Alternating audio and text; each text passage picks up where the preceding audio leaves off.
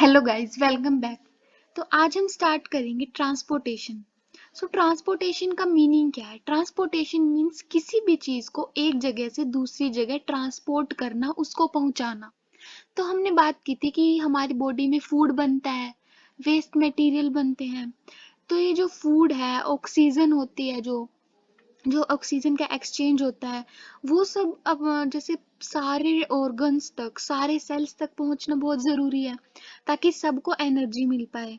तो हमने बात की थी कि जो ब्लड है वो अपनी जो बॉडी है उसका मेन जो ट्रांसपोर्टिंग फ्लूइड है, कि ब्लड ही ऑक्सीजन को भी कैरी करता है, ब्लड फूड को भी कैरी करता है, और जो एक्सक्रीटिंग वेस्ट मटेरियल है उनको भी कैरी करता है।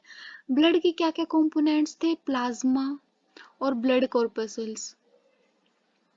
प्लाज्मा क्या करती है? प्लाज्मा जो डिजोल्व सोल्ट्स होते हैं, नाइट्रोजनस वेस्ट होता है, कार्बन डाइऑक्साइड है, फूड है, सबको कैरी करती है। और जो ब्लड कॉर्पुसल्स हैं, आरबीसीज हैं, जो वो क्या करती हैं? ऑक्सीजन के ट्रांसपोर्टेशन में हेल्प करती हैं पूरी बॉडी में। So blood is the fluid connecting tissue of human beings. तो अब ये ब्लड है, इसको पूरी बॉडी तक पहुंचाने के लिए इसका भी तो कोई ना कोई एक कंट्रोलिंग सिस्टम होना चाहिए, एक पंपिंग ऑर्गन होना चाहिए प्रेजेंट, कि जो इसको प्रॉपर तरीके से हर ऑर्गन तक पंप कर सके, उसको पुश कर सके। और अगर कोई डैमेज हो तो वहां भी रिपेयरिंग सिस्टम प्रेजेंट होना चाहिए।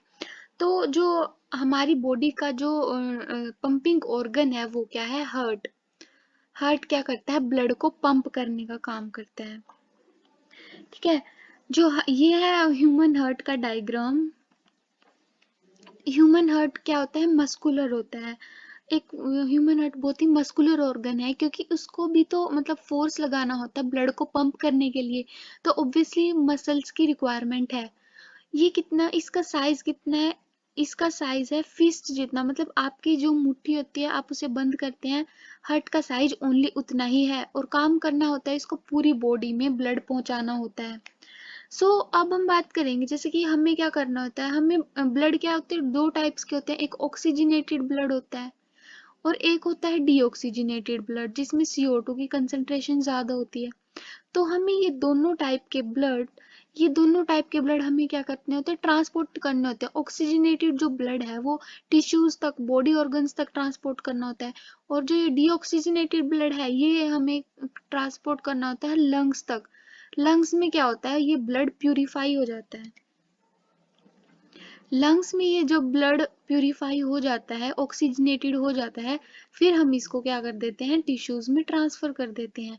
तो अब ये दोनों ब्लड, इन दोनों की मिक्सिंग ना हो, इसके लिए जो हमारा ये हार्ट होता है ये 2 चैम्बर्ड होता है, नहीं ये 4 चैम्बर्ड होता है। मतलब इसमें एक लाइक ये राइट वाला और एक लेफ्ट वाला, ये भी क्या है? 4 चैम्बर्ड में बटे हुए हैं, ये हाफ और ये भी हाफ।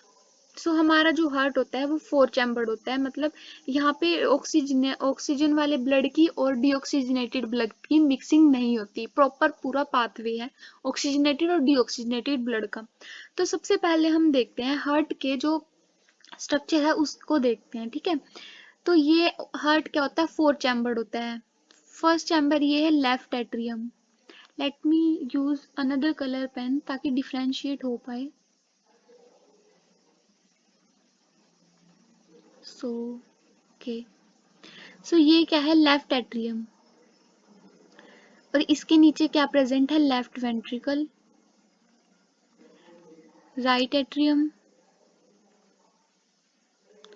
और ये क्या है? Right ventricle. ये 4 चैम्बर ब्लड के प्रेजेंट होते हैं। जो ये वाला है ये है लेफ्ट एट्रियम, इसके नीचे ये लेफ्ट वेंट्रिकल, ये वाला राइट एट्रियम, और ये वाला है राइट वेंट्रिकल। ठीक है। और इन दोनों के बीच में क्या है? ये वॉल है, वॉल। ये वॉल से मतलब ये अलग अलग होते हैं ताकि कोई ब्लड की मिक्सिंग ना हो जाए। सेप्टम बोलते हैं डिवाइडिंग वॉल को। ठीक है। ये है वेना कावा, ये वाली जो टिश्यू दिखाई हुई ये है वेना कावा। ये क्या करती है? लोअर बॉडी से ब्लड को लेके आती है, डीऑक्सीजनेटेड ब्लड को। ये है वेना कावा, ये ऊपर वाली बॉडी से डीऑक्सीजन, ये ऊपर वाली बॉडी से डीऑक्सीजनेटेड ब्लड आती है, मतलब गंदा ब्लड। और ये है पल्मोनरी आर्टरीज और पल्मोनरी वेन्स। जो पल्मोनरी आर्टरी है वो क्या करती है, वैसे तो आर्टरीज क्या करती हैं, ऑक्सीजनेटेड ब्लड को कैरी करती हैं, बट जो पल्मोनरी आर्टरी और पल्मोनरी वेन है, ये दोनों ही एक्सेप्शन है। पल्मोनरी आर्टरी क्या करती है, कार्बन डाइऑक्साइड वाले ब्लड को कैरी करती है, और जो पल्मोनरी वेन है वो ऑक्सीजनेटेड ब्लड को कैरी करती है। सो जो पल्मोनरी वेन से जो ऑक्सीजनेटेड ब्लड है वो लेफ्ट एट्रियम में आता है, लेफ्ट एट्रियम से जो ऑक्सीजनेटेड ब्लड है लेफ्ट वेंट्रिकल में आता है, फिर लेफ्ट वेंट्रिकल से ये पूरी बॉडी में जाता है। और यहाँ से क्या, लोअर बॉडी से आया वेना कावा से, और यहाँ से ऊपर वाली बॉडी से आया गंदा ब्लड वेना कावा से। राइट एट्रियम में आया ये वाला गंदा ब्लड, और ये फिर आया राइट वेंट्रिकल में, फिर राइट वेंट्रिकल से ये कहाँ गया, लंग्स में गया ऑक्सीजनेटेड होने के लिए। ठीक है, यहाँ से कहाँ गया था, पूरी बॉडी में गया था, और यहाँ से गया है लंग्स में पूरी ऑक्सीजनेटेड होने के लिए।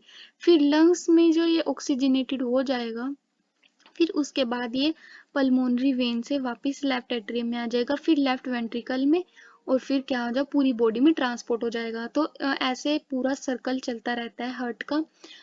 तो उसको क्या बोलते हैं, डबल सर्कुलेशन, क्योंकि एक जो ब्लड है वो दो बार क्या करता है, हार्ट से पास होता है। इसको क्या बोलते हैं, डबल सर्कुलेशन।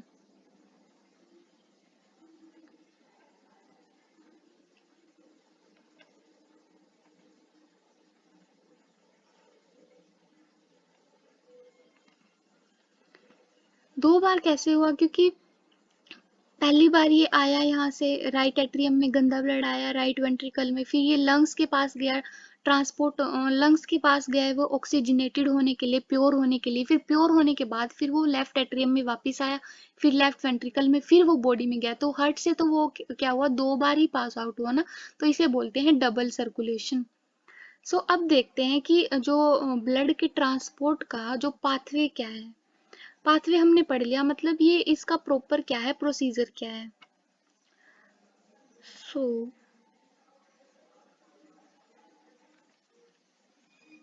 ओके, तो ये जो राइट एट्रियम और राइट वेंट्रिकल्स हैं, ये है राइट एट्रियम, ये है राइट वेंट्रिकल। सो यहाँ से जब यह ब्लड आया, ये भी आपस में वॉल से, यहाँ भी वॉल लगी हुई है, ट्राइकस्पिड वॉल्व, मतलब यहाँ पे क्या लगी हुई है, ट्राइकस्पिड वॉल्व, मतलब तीन पार्ट्स में डिवाइडेड है वो वॉल्व। और यहाँ पे जो वॉल है वो लगी हुई है बाइकस्पिड वॉल्व। तो जब यहाँ पे ब्लड आया, डीऑक्सीजनेटेड ब्लड, ऊपर और नीचे वाली दोनों बॉडी से जो गंदा ब्लड है वो कहाँ हुआ, राइट एट्रियम में। राइट एट्रियम क्या हो जाता है, पूरी तरह से एक्सपैंड हो जाता है जब वो ब्लड को कलेक्ट करता है, मतलब पूरी तरह से फैल जाता है, वो बड़ा हो जाता है। ठीक है, जब राइट एट्रियम बड़ा होता है तो जो राइट वेंट्रिकल है वो छोटा हो जाता है, वो कॉन्ट्रैक्ट कर जाता है। तो जब पूरी तरह से राइट एट्रियम ब्लड से भर जाता है, फिर उसके बाद जो राइट वेंट्रिकल है वो एक्सपैंड होना स्टार्ट करता है ताकि ब्लड उसमें ट्रांसफर हो जाए। ठीक है, तो फिर वो एक्सपैंड हो जाता है, ट्राइकस्पिड वॉल्व्स खुल जाते हैं जब पूरी तरह से राइट एट्रियम ब्लड से भर जाता है, तो ये वॉल्व खुल जाते हैं और वो ब्लड है राइट वेंट्रिकल में ट्रांसफर हो जाता है, वो पूरी तरह से एक्सपैंड हो जाता है। जब राइट वेंट्रिकल पूरी तरह से ब्लड से भर जाता है, तो उसके बाद जो उसके बाद यहाँ सेप्टा से लंग्स में पूरी बॉडी में पहुंचा दिया जाता है। जो पल्मोनरी आर्टरी है, यहाँ पे पल्मोनरी आर्टरी वो पूरी बॉडी जो लंग्स से लेके लंग्स तक लेके जाती है जो हमारा गंदा ब्लड है उसको। फिर उसके बाद लंग्स में क्या हुआ, लंग्स में क्या हो गया, हमारा ब्लड हो गया लंग्स में ऑक्सीजनेटेड, फिर क्या होता है, पल्मोनरी आर्टरी से यहाँ आ जाता है लेफ्ट एट्रियम में।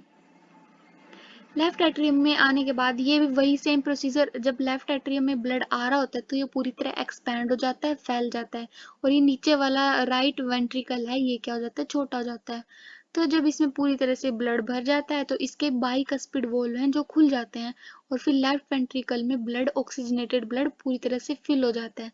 इसके पूरी तरह से फिल हो जाने के बाद फिर ये ब्लड क्या करते हैं, पूरी पुश हो जाता है पूरी बॉडी ऑर्गन्स तक। सो ये है ब्लड का पाथवे।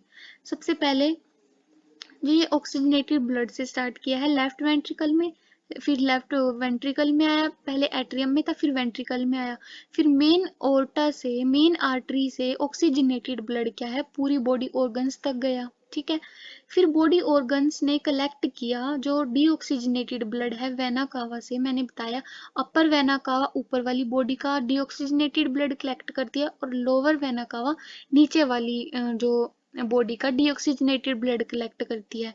उसके बाद ये ब्लड आया राइट एट्रियम में, फिर राइट एट्रियम से राइट वेंट्रिकल में, फिर राइट वेंट्रिकल से डीऑक्सीजनेटेड ब्लड गया लंग्स के पास प्योरीफाई होने के लिए पल्मोनरी आर्टरी से। फिर लंग्स में जो ब्लड है उसका प्योरिफिकेशन हो गया, फिर पल्मोनरी वेन से ये ऑक्सीजनेटेड ब्लड लेफ्ट एट्रियम में आ गया। सो ये है हार्ट का प्रोसीजर, ऐसे सर्कल चलता रहता है चलता रहता है चलता रहता है। ठीक है, और जो ये वॉल हैं, ये वॉल्स ऑफ लेफ्ट वेंट्रिकल की जो वॉल्स होती हैं, क्योंकि इनको पूरी बॉडी में ब्लड भेजना होता है, पूरी बॉडी में इनको ब्लड पुश करना होता है, तो इनकी जो वॉल्स होती हैं वो राइट वेंट्रिकल वाली से काफी थिक होती हैं, क्योंकि इनको पूरा फोर्स लगाना पड़ता है आर्टरीज को।